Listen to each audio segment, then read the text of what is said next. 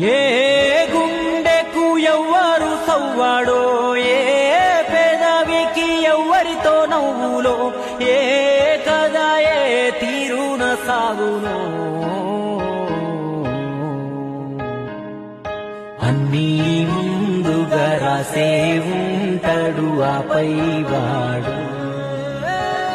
ఈడ ఎవ్వడు లేడు జరగాల్సింది ఆపేవాడు.